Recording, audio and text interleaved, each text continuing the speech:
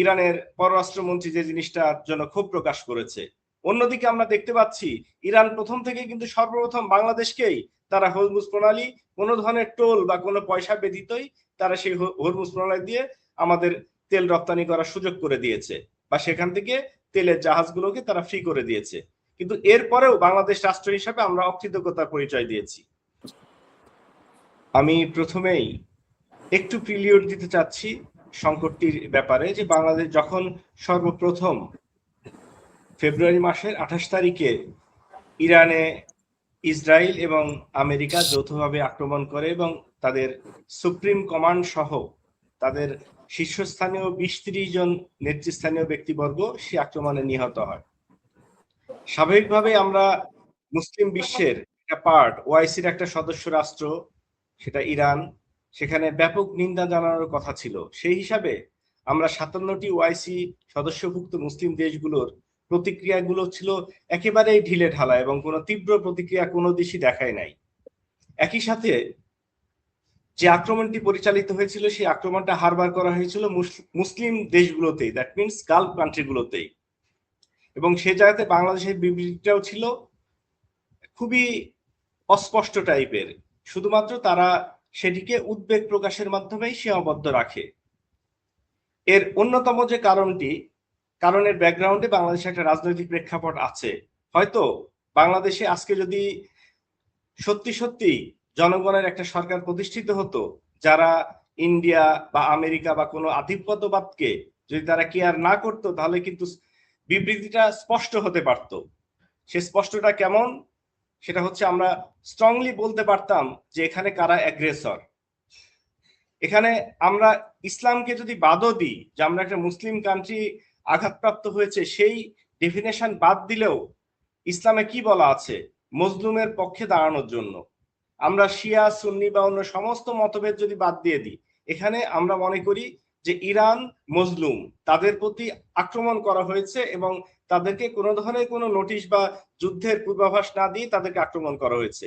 সেই প্রেক্ষিতে বাংলাদেশের উচিত ছিল একটা শক্ত স্টেটমেন্ট দেওয়া, সেটাও যদি সম্ভব না অ্যাটলিস্ট নিন্দা জানানো উচিত ছিল যে আমরা এই আক্রমণের নিন্দা জানাই। কিন্তু সেটা না করে বাংলাদেশ করলো কি, জাস্ট সকল পক্ষকে শান্ত থাকার জন্য আহ্বান জানালো।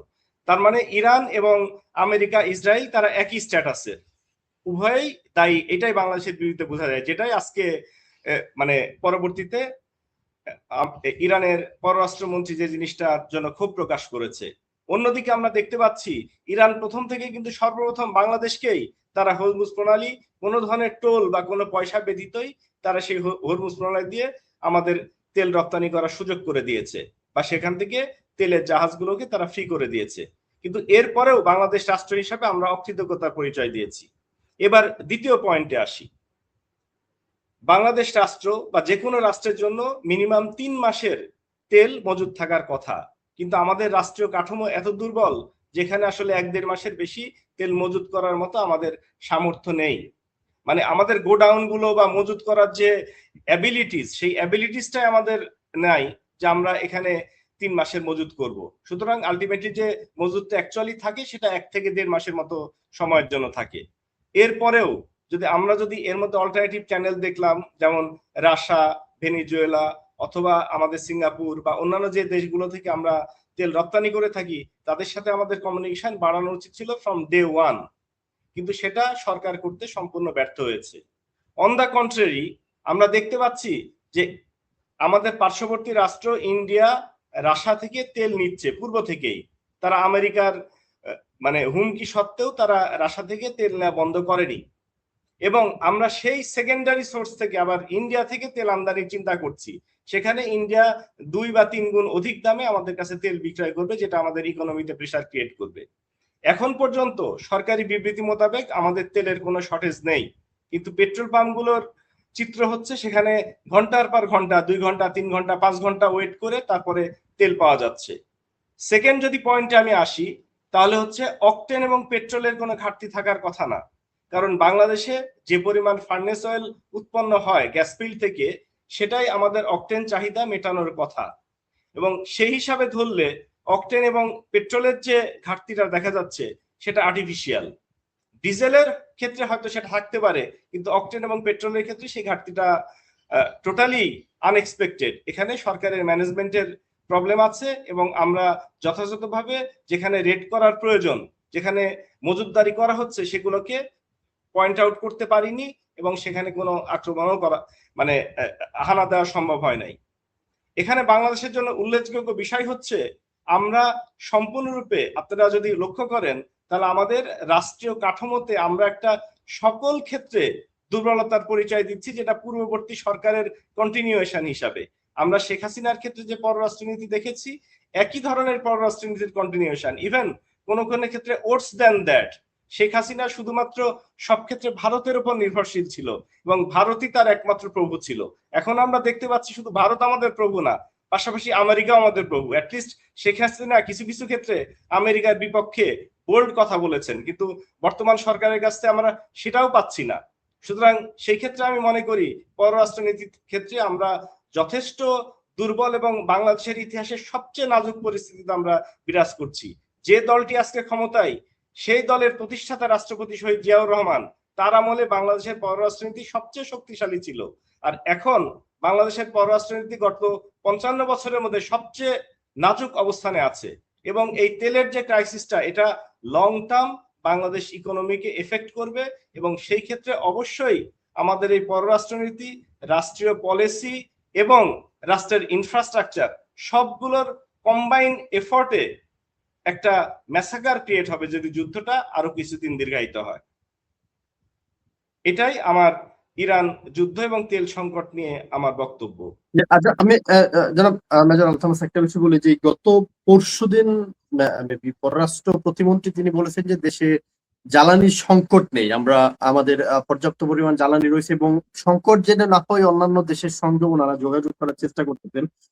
ইরান বাংলাদেশের জাহাজকে হরমুজ প্রণালী পার হওয়ার অনুমতি দিচ্ছেন।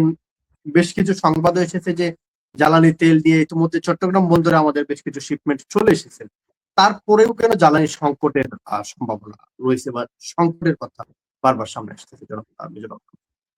পোর্টে আমার একজন রিলেটিভের কাছ থেকে একটু আগে আমি একটা রিপোর্ট নিলাম, যে সেখানে জাহাজের স্টেটমেন্টগুলো আমি দেখলাম। এখন পর্যন্ত যে কন্ডিশন দেখা যাচ্ছে, এবং একই সাথে আমাদের জ্বালানি মন্ত্রণালয়ের যিনি জয়েন্ট সেক্রেটারি আছেন, তার বিবৃতিতে যা দেখলাম, সেখানে জ্বালানির কোনো এখন পর্যন্ত শর্টেজ নেই। পেট্রোল, অকটেন এবং ডিজেল তিনটার ক্ষেত্রে সেটা প্রযোজ্য। কিন্তু মূল যে প্রবলেমটা দাঁড়াচ্ছে, একটা হচ্ছে পেনিক। প্রথমে সরকারের, দেখুন, একটা ভুল ডিসিশন। সরকার প্রথমেই বলল, তারা রেশনিং করে দিল যে 1000 টাকা 1500 টাকার বেশি তেল নেওয়া যাবে না। সো মানুষ আসলে শুরু করলো তখন স্টোরিং করা।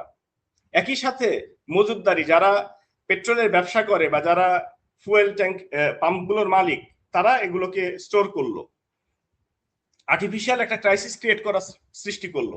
কিন্তু আমার মনে হয় এই ব্যাপারে বাংলাদেশের হুজুগে বাঙালি যদি এই কাজটা না করে, কোনো ধরনের কোনো স্টেটমেন্ট না দেওয়া হতো, স্বাভাবিকভাবেই যদি চলতে থাকতো, তাহলে মনে হয় এই ক্রাইসিসটা হতো না। অ্যাটলিস্ট যে আমাদের 1.5-2 মাসের যে আমাদের মজুদটা আছে, সেটা দিয়েই তো আমরা এই পর্যন্ত আসতে পারতাম। কিন্তু আমরা দেখলাম কি, 1 সপ্তাহ যাওয়ার পূর্বেই বিশাল লাইন তৈরি হয়ে গেল প্রত্যেকটা পাম্পে। কাজেই সরকারি স্টেটমেন্টের সাথে বাস্তবতার কোনো মিল দেখতে পাচ্ছি না।